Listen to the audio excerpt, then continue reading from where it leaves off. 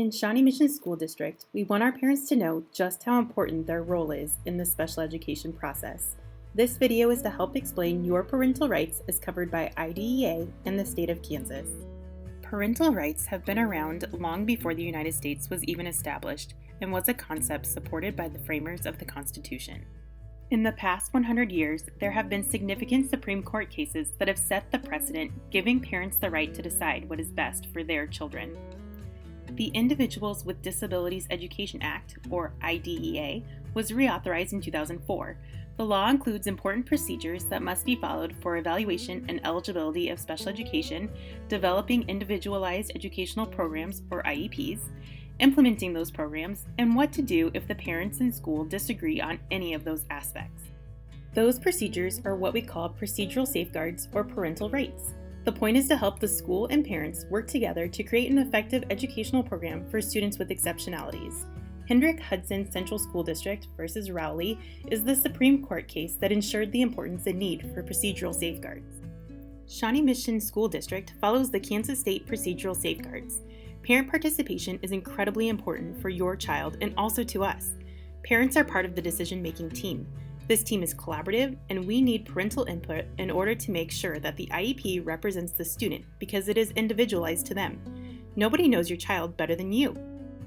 Your child is entitled to a free, appropriate public education, which is referred to as FAPE. Every child with an exceptionality is entitled to the same education as a student without an exceptionality. Free means that your child is provided an education by the government. However, families are charged the same fees as any other student in the district. Appropriate means that if a child qualifies for an IEP, they will receive services to meet their needs and provide equal access to learning the state standards. Public means it is provided at a public school, starting in preschool and going through secondary education. Education includes related services like speech therapy, counseling, or even transportation. The goal is for children to make progress in school and be prepared for the future. It is our responsibility to make sure that you, as the parent, are given the opportunity to understand what is going to happen at the meeting. That includes alternative communication opportunities, such as over the phone through a conference call or through a video conference, such as WebEx. Parents also have a right to an interpreter in their native language, including sign language, in order to ensure the parents know what is happening. The definition of a parent in the state of Kansas is the biological or adoptive parent. It can also be someone who is acting as the parent that the child lives with who is legally responsible for the child. A legal guardian or officially appointed education advocate are also considered parents in this instance. A foster parent could be acting as the parent if they have been appointed by the court system as the educational decider for the child. To ensure parents have knowledge about their rights, under IDEA, schools are required to provide a copy of the parental rights at least one time per school year. This is typically done around the time of the annual IEP meeting. A copy is also provided when there's a referral or parent request for an initial evaluation, when there's a first formal complaint, or when there's a change in placement due to disciplinary removal. As a parent, you can request a copy at any time.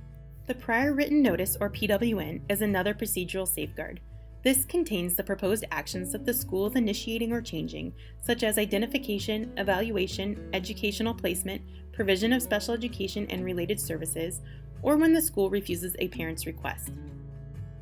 Parental consent is needed to carry out the actions proposed in the prior written notice. The consent must be in writing, whether that is a signature at a meeting or through an online program such as DocuSign. This consent is provided once the parent is fully informed in their native language. Your consent is completely voluntary. You may revoke consent or refuse to sign. It is important to note that revocation is not retroactive. Parental consent is required for pretty much every decision that is made for your child. There are just a few instances where parental consent is not required, such as reviewing already existing data for your child, giving them an assessment that all students are taking, or if the school refuses to conduct an initial evaluation or reevaluation. There are a few instances where minor changes can be made without parental consent, but a PWN must be sent to you outlining what was changed and why. One part of this procedural safeguards is the notice of meeting. The school must take steps to ensure one or both parents are able to attend the IEP meeting. The notice of meeting document is provided to parents when a meeting is scheduled so that they know the purpose of the meeting and the date, location, and time. There will also be the titles or positions of the school team members attending the meeting. Under special circumstances, there could be a Part C coordinator for young children. When the student is 14 or older, the notice must indicate that transition and post-secondary goals will be reviewed during the meeting.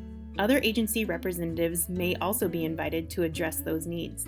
The school will also make sure that the student is invited to participate in their IEP meeting. As the parent, you can invite others to the meeting. For example, if there is a grandparent that's influential in your child's life, they can come as well. At the age of 18, the student becomes their own educational decision maker, so the student is the one to sign the informed consent and they're the ones required at the meeting. Parents are not entitled to attend the IEP, but can still be invited by the student or the school as they are knowledgeable about their child. Unless the court has ruled that the student cannot fulfill the responsibilities, then the court will order the parent to become the legal guardian, and then they will again be the ones that hold the educational rights for the student. If you have any questions about your parental rights, you can check out some of these additional resources. An important one to note is Families Together. It offers training, information, and resources to parents. You can also reach out to your child's school for more information. Thank you. We look forward to working together with you to prepare your child for the future.